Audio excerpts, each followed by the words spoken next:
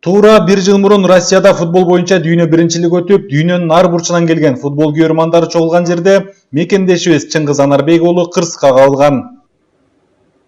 Арадан 1 жыл өтүп, ар кандай сыноолорду башынан өткөргөн мекендешибиз Кыргызстанга кайтып келди. Ак калпак кийгизип, аман-эсен мекенинин кайтышы менен куттуктап, Замандаш партиясынын төрагасы Жеңиш Молдокматов тусуп алды. Кырсыктын кесепетинен Анарбек уулу 4 ай Россиянын төргү абагында жатса, 5 ай ар кандай коомдук жумуштарга тартылган. Андан сырткары акчалай айыппул төлөөгө милдеттендирилген.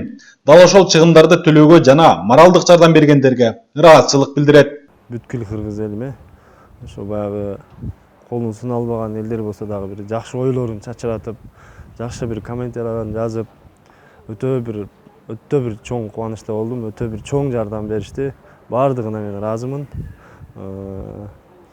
Экинчиден ошо Замандаш партиясы дагы ошо башынан аягына чейин ошо апамды вообще өзүнүн апасындай кылып, өзүнүн бир туугандары кылып, бир туугандарымды ушу көп аябай ушундай чоң жардам беришти. Буларга дагы өтө чоң ыраазычылык билдирем. Ушу Замандаш партиясына дагы. Анан кийин дагы ушу жогорку кеңеште иштеген ошо премьер-министрлерибизди дагы ошо Абылгазиев деген ошолорго дагы чоң ыраазычылык билдирем. Президентибизге чоң ыраазычылык билдирем. Ошолор да көп жакшы фикирин чачышып, жакшы жардам беришти. Бейресмий маалыматтар боюнча Россиянын өзүндө 1 миллиондон ашык Кыргызстандан барган мекендештер эмгектенишет. Алар ар кандай жумуштарда иштеп, айрымдары эки нөөмөт менен уйку көрбөй акча табуунун аракетинде. Чыңгыз Анарбек уулу да дал ошол уйку көрбөй иштегендерден жагымсыз окуяга туш болгонун, ал адамдарды сүздүрүүгө эмне себеп болгонун төмөндөгүчө түшүндүрдү. Кичине баягы чемпионат мир болуп атканда акча иштейин деп, баягы көп балдар жакшы иштешип, мен дагы жакшы иштейин деп жакшы иштеп аткам да. Анан 2 саат эле уктагам да мен ошондо. Анан келип, ошол күнү келип, акыркы килемтимди таштап, Кудай буйруса ушуну таштасам мен үйгө барам деген ойдо болгом. Келип ошо светофордон токтоп тургам, жакшынакай эле болуп тургам. Бир кезде эле кадимгидей эле светти жууп туруп эле мындай өчүрүп жуулгандай эле болду ден соолугум. Ошондон кийин эле мен өзүм билбейм. Анан мен оюмда ойлодум что машина кетип атат, азыр бирөөдү сүзөт, алдымдагы машинаны сүзөт депчи. Анан көрсөм машина туруптур.